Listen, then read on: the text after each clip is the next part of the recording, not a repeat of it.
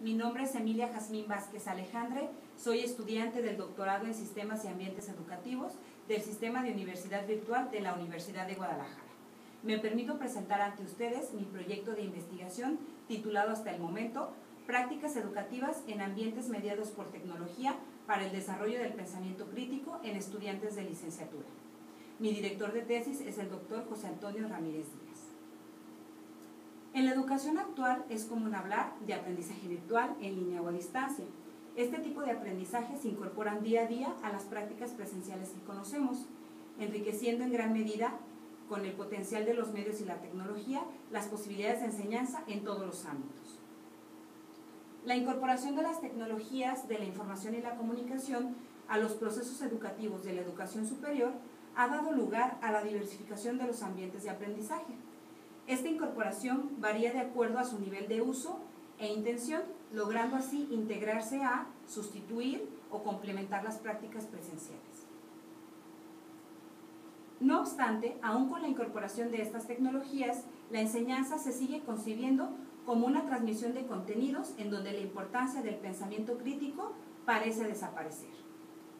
Se ha observado que las prácticas educativas implementadas en estos ambientes no han evolucionado al mismo ritmo que la tecnología.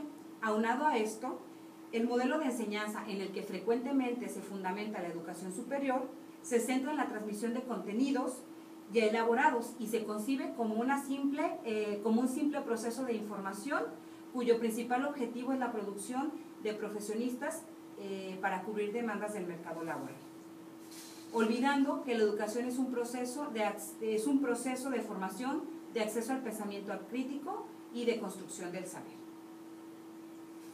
Probablemente las prácticas educativas tradicionales basadas en la clase magistral en la que el profesor y en la que los alumnos tienen que memorizar han resultado eficaces en el siglo pasado, pero en la nueva atmósfera, donde hay cambios sociales, económicos y tecnológicos, se hace necesario que cualquier estudiante de cualquier carrera universitaria posea una serie de experiencias, habilidades y conocimientos que los hagan competentes para enfrentar los problemas de la sociedad actual. La capacidad de análisis, inferencia, interpretación, explicación y evaluación, fundamentadas por la autorregulación y una actitud investigativa, vigilante, honesta y flexible, es lo que diferencia a un profesional capacitado para enfrentar estos retos. De ahí que el objetivo general de este trabajo de investigación sea determinar cómo se relacionan las prácticas educativas en ambientes mediados por tecnología con el desarrollo del pensamiento crítico en estudiantes de licenciatura. De este objetivo general se pueden desprender los siguientes objetivos específicos: identificar las prácticas educativas predominantes en los ambientes mediados por tecnología, analizar cómo estas prácticas educativas en ambientes mediados por tecnología se relacionan con el desarrollo del pensamiento crítico en estudiantes de licenciatura. Y bueno, de este planteamiento se desprenden a su vez algunas preguntas de investigación. Por ejemplo, ¿cuáles prácticas educativas predominan en ambientes mediados por tecnología? ¿Cómo se desarrolla el pensamiento crítico en estudiantes de licenciatura en ambientes mediados por tecnología? ¿Y cómo se relacionan estas prácticas educativas en ambientes mediados por tecnología con el desarrollo del pensamiento crítico en estudiantes de licenciatura? Me permito compartir con ustedes algunos hallazgos de mi estado del arte. Hasta el momento se han encontrado 25 trabajos relacionados con el tema del pensamiento crítico. La mayoría de estos están enfocados principalmente al área de ciencias de la salud, lo que son enfermería y medicina. Algunos de ellos también se enfocan a los contenidos históricos, pero en bachillerato. La mayoría de estas investigaciones tienen como propósito evaluar el pensamiento crítico a través de cuestionarios, test o escalas de medición, y se trata de diseños experimentales o cuasi experimentales. También he encontrado un portal gratuito para docentes de educación básica y media básica. Este portal provee una gran cantidad de recursos tanto a los docentes directivos, a los directivos y a los formadores de docentes, con el propósito de que enriquezcan su práctica con el uso de las tecnologías de la información y la comunicación. Este portal cuenta con un apartado que habla también sobre pensamiento crítico. Otro de los hallazgos que encontré es una fundación que está en Estados Unidos que se llama Critical Thinking Es una fundación que tiene como propósito mejorar la enseñanza en universidades, secundarias y preparatorias y primarias. Esto también provee una gran cantidad de publicaciones, conferencias, programas de formación profesional y talleres, haciendo énfasis sobre todo en las estrategias de instrucción. Y bueno, se enfoca al desarrollo también del pensamiento crítico. Pasando al marco teórico, dentro de mi planteamiento hay algunos conceptos que son ejes o que son claves para el mismo. Uno de ellos es el término de ambiente. La palabra ambiente se deriva del latín ambientis, que significa rodea o cerca. Este concepto fue introducido por primera vez por geógrafos, quienes consideraban que el término medio era insuficiente. El ambiente hace referencia a un conjunto de factores internos y externos que favorecen o dificultan la interacción social. Generalmente este término se ha utilizado en lo que es la biología. Pero hay quienes también mencionan que es un espacio de construcción diaria que asegura la diversidad de la vida en relación. Dentro de este concepto podemos encontrar otro concepto que es el de ambiente de aprendizaje, que es el resultado del entramado de interacciones entre los actores de un currículum, los conocimientos y el espacio. No se remite únicamente al lugar o el espacio físico en donde ocurre el proceso de aprendizaje, sino que incluye otros factores más.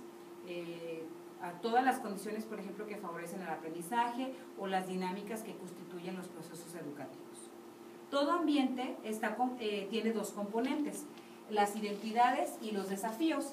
Las identidades hacen referencia a la posibilidad de creación de relaciones de solidaridad, comprensión, apoyo mutuo e interacción social, mientras que los desafíos son retos y provocaciones que se generan ya sea desde la iniciativa propia del estudiante o incorporadas por promotores, educadores y facilitadores. Este término de desafío me lleva a otro término que es el de mediación. En cuanto a la mediación tenemos a la teoría sociocultural de Vygotsky, quien propone que todos los procesos psicológicos, incluidos el pensamiento crítico, se originan en la vida social, es decir, a partir de la participación de los estudiantes en actividades compartidas con otros. Estos procesos psicológicos se desarrollan en dos planos. Primero, en un plano social y después en un plano individual. Al plano social se le llama interpsicológico y al plano social intrapsicológico. Es decir, el estudiante primero adquiere o desarrolla su pensamiento a través de la interacción social y después se transforma en una propiedad del individuo. ¿Cómo se da este proceso de transformación de lo social a lo individual? Bueno, gracias a un proceso que se llama interiorización. En un primer momento, como mencionaba, en este proceso se depende o se requiere la participación de otros. A medida que el estudiante vaya haciendo suyo, vaya apropiándose de ese conocimiento o de ese pensamiento, pues él va a tener la posibilidad de actuar por sí mismo. Todo este planteamiento de Vygotsky nos lleva a un concepto que es el de zona de desarrollo próximo. La zona de desarrollo próximo es la distancia que hay entre el nivel de desarrollo real de un estudiante y el nivel de desarrollo potencial. ¿A qué me refiero con esto? El nivel de desarrollo real son todas aquellas actividades que puede realizar el estudiante por sí mismo sin ayuda de los demás, mientras que el nivel de desarrollo potencial es lo que puede desarrollar pero con ayuda de los demás. Precisamente para que se desarrolle esto, él necesita de la participación de ciertos instrumentos psicológicos a través de una mediación. Estos instrumentos psicológicos pueden ser de dos tipos. Pueden ser herramientas, que aquí básicamente estarían todos los materiales educativos, y los signos, que básicamente ahí entraría lo que es el lenguaje. En este caso a mí lo que me interesa es la mediación que se da a través de estos signos o del lenguaje, es decir, de la interacción del estudiante con el docente. Bueno, en cuanto a la práctica educativa, tenemos que una práctica educativa es una actividad intencional y consciente que el docente desarrolla para dar sentido a sus experiencias. Otra definición es que es una actividad dinámica, reflexiva, que comprende los acontecimientos ocurridos en la interacción entre el maestro y los alumnos. Es necesario distinguir entre la práctica docente dentro del aula y una práctica más amplia que se lleva a cabo en el contexto institucional, no necesariamente en el aula. En cuanto al pensamiento crítico, tenemos que este incluye un conjunto de habilidades. Estas habilidades hacen referencias al aspecto cognitivo, pero también incluye una serie de disposiciones. Aquí encontramos al aspecto motivacional. El pensamiento crítico es autodirigido, autodisciplinado, autorregulado, autocorregido, consciente y deliberado. Y algunos de los elementos que puede incluir es la o características, destrezas, habilidades. Puede ser la búsqueda y asimilación, retención, organización, interpretación de información, así como la evaluación de esta, sobre todo de la que es relevante. Para mí ha sido muy complicado el poder definir o llegar a un consenso de lo que es el pensamiento crítico, porque he encontrado muchísimas definiciones del mismo. Se han encontrado más de 25 definiciones y no hay un acuerdo en ellas. Pero también encontré que el pensamiento crítico se puede concebir desde una visión individual, en donde se valora la acción individual y concreta del pensamiento crítico como un hecho aislado e histórico, y como una visión social que rechaza considerar los actos del pensamiento crítico de forma aislada y fuera de un contexto histórico, que en este caso es a lo que me interesa en este proyecto. Y bueno, también el pensamiento crítico incluye la capacidad para contemplar perspectivas diferentes a la mía o a la propia, así como dialogar con otros, es decir, comunicar esas ideas. Y bueno, ahora sí pasaré a lo que es la cuestión metodológica. En este caso tengo pensado utilizar el método etnográfico. La recolección de datos se haría a través de una observación participante, a través de entrevistas semiestructuradas y revisión y análisis de documentos y trabajos. Considero que el alcance de esta investigación es de tipo descriptivo y correlacional, y la muestra sería no probabilística, intencional o por conveniencia, con un diseño no experimental, transversal o transeccional, es decir, se llevaría a cabo en un solo momento. Aún no he definido bien a mi población, pero tengo pensado trabajar con estudiantes de la licenciatura en psicología de una universidad pública del estado de Nayarit. Y bueno, en cuanto a las unidades de análisis, en lo que respecta al pensamiento crítico, originalmente o inicialmente había pensado en el análisis, en la síntesis y en la evaluación como parte del pensamiento crítico. Ahorita en este momento no estoy tan segura, no estoy tan convencida, estoy en ese proceso si me quedo con esas unidades de análisis o cambiaría alguna de ellas. Y en cuanto a la práctica educativa, pues tenemos que la práctica educativa tiene varias dimensiones, entre ellas la institucional, personal y la didáctica. Por cuestiones de tiempo sería muy complicado poder abordar todas estas dimensiones, pero básicamente me centraría en estas dos dimensiones, que es la personal y la didáctica.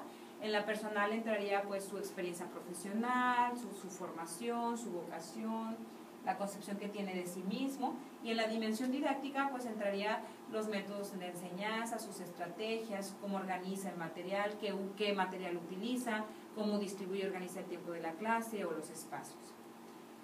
Bueno, les agradezco su atención, les dejo mi correo electrónico para cualquier duda o comentario, será bien recibido. Muchas gracias y hasta la próxima.